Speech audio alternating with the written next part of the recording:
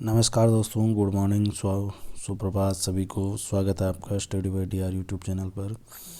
और राजस्थान की प्रशासनिक व्यवस्था में आज राजस्थान पंचायती राज अधिनियम और पंचायती राज पे हम चर्चा करेंगे साथियों। तो सबसे पहले बात कर लेते हैं पंचायती राज की शुरुआत कैसे और कब हुई थी। तो साथियों, जो पंचायती राज है उसका जनक बलवंत राय मेहता को जाना जाता है। और इन्होंने जो 1952 में जो सामुदायिक विकास कार्यक्रम की शुरुआत की गई थी उसकी समीक्षा के लिए बलवंत राय मेहता समिति का गठन किया गया। और इसी बलवंत राय मेहता समिति ने त्रिस्तरीय पंचायती राज की अनुशंसा की साथ और सिफारिश की।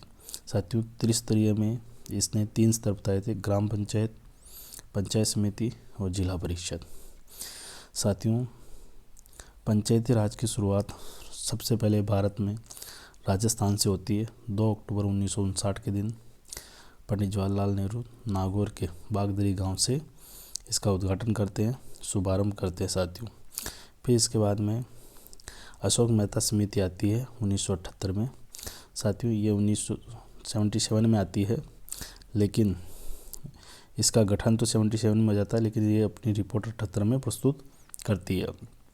और 78 में प्रस्तुत करने के बाद में साथियों ये द्विस्तरीय पंचायती राज की सिफारिश करती है। एक तो मंडल और एक जिला परिषद, मंडल पंचायत और जिला परिषद। ये ग्राम पंचायत का जिक्र नहीं करती है। तो साथियों, ये तो था पंचायती राज का संक्षिप्त परिचय। अब साथियों, पंचायती राज कब से लागू हुआ? तो 24 अप्रैल से लागू हुआ साथियों। और 24 अप्रैल को पंचायती राज दिवस मनाया जाता पूरे भारत में। लेकिन हम राजस्थान की बात करेंगे, क्योंकि 73वां संविधान संशोधन 1992 में हुआ और उसमें पंचायतों को संवैधानिक दर्जा दिया गया। किसमें? 73 में। और 74वें में नगर पंचायत को, नगरीय स्वशासन को संवैधानिक दर्जा दिया गया साथियों। तो राजस्थान के अंतर्गत पंचायती राज अधिनियम जो लागू होता है वो 23 अप्रैल 1994 से। ये वेरी इंपॉर्टेंट लगा लीजिए साथियों, क्योंकि राजस्थान में जब भी पूछा जाएगा तब 23 अप्रैल 1994 में ही आंसर माना जाएगा। और पंचायती राज संवैधानिक प्रावधान पंचायती राज अधिनियम 1994, ये राजस्थान की बात चल रही साथियों। और राजस्थान में ये अधिनियम 1994 में बना था साथियों।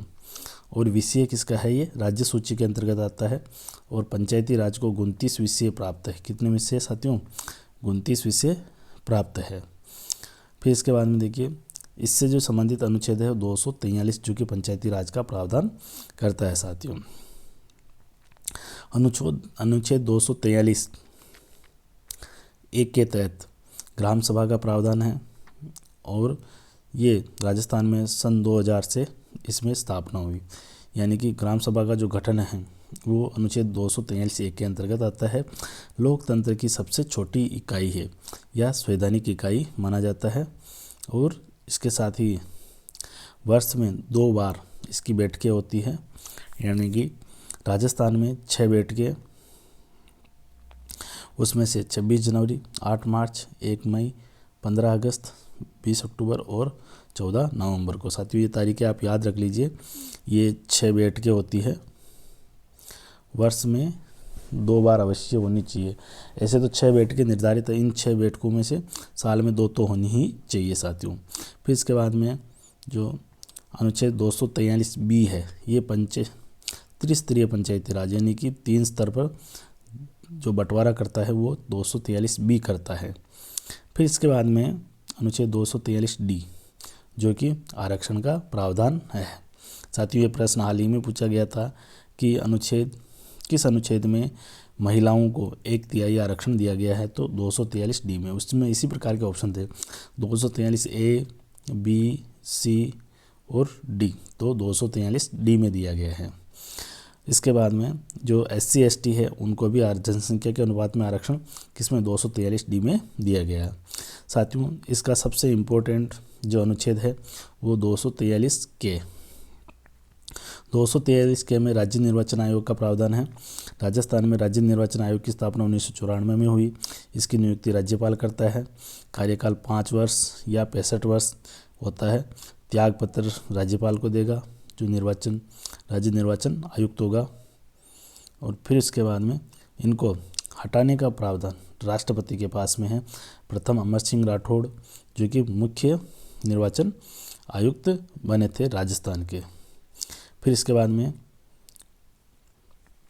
243 आई, ये भी बहुत महत्वपूर्ण साथियों। राज्य वित्त आयोग का गठन। राज्य वित्त आयोग का गठन कौन करेगा? राज्यपाल करेगा। कितने वर्ष के लिए करेगा? 5 वर्ष के लिए करेगा। फिर इसके बाद में ये अपना त्यागपत्र किसको देगा? राज्यपाल को देगा। और साथियों, इसको कार्यकाल से पूर्व हटाने का अधिकार किसको है? राष्ट्रपति को है। और प्रथम जो वित्त आयोग के अध्यक्ष है वो के कृष्ण कुमार गोयल बने थे। अब है साथियों, त्रिस्तरीय पंचायती राज के अंतर्गत हम जानेंगे कि किस किस पर कौन कौन पदासीन होता है। सबसे पहले देखते हैं साथ।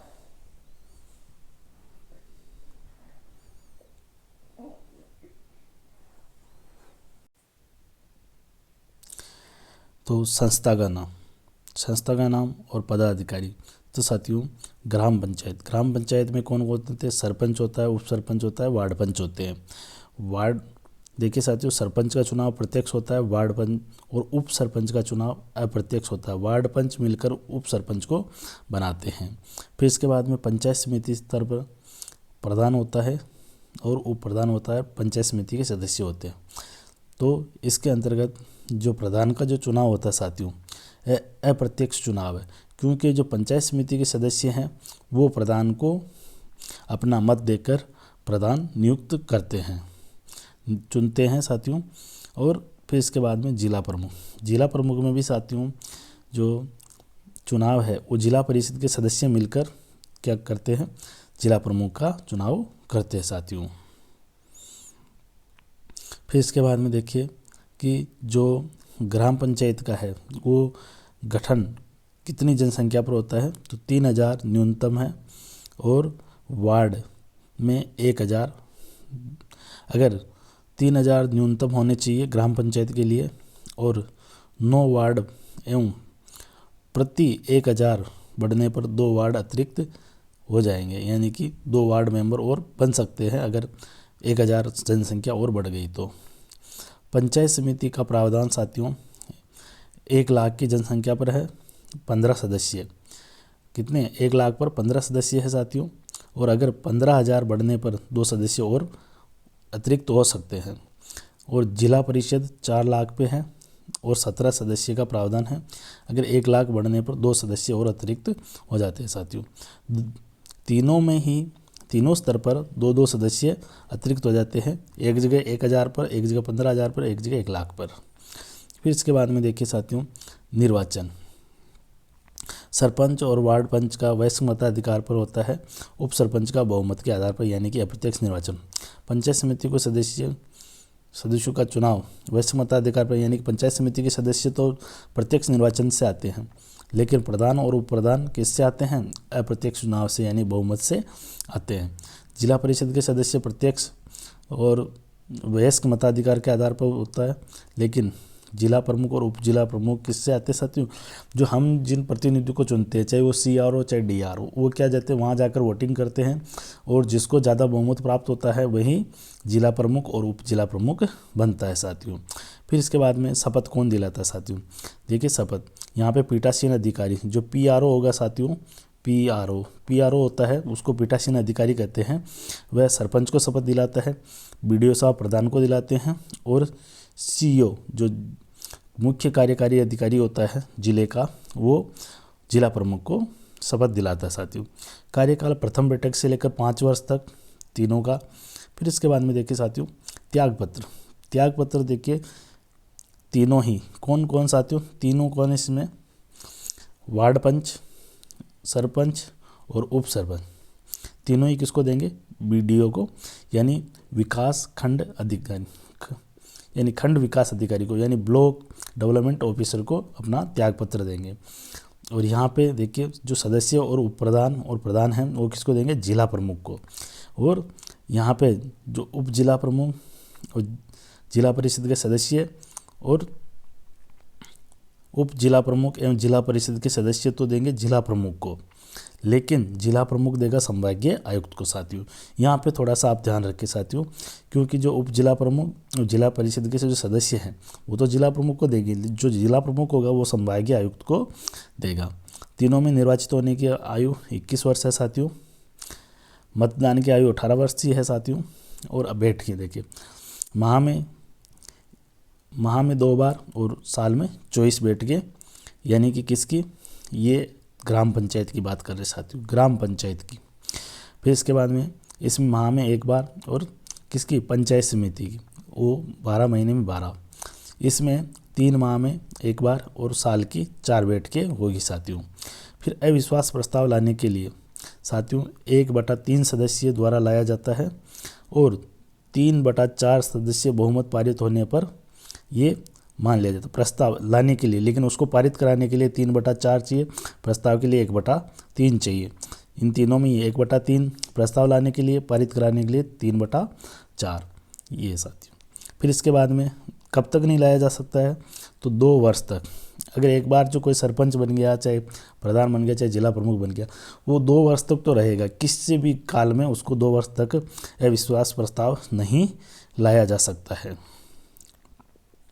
और अगर वहाँ पे 2 वर्ष बाद में अविश्वास प्रस्ताव से अगर वो पारित हो जाता है, अविश्वास प्रस्ताव 3/4 बहुमत से, अगर 3/4 बहुमत से पारित हो जाता है तो 6 माह के अंतर्गत उस वापस जो पद खाली हुआ है उसको भरा जाना जरूरी है।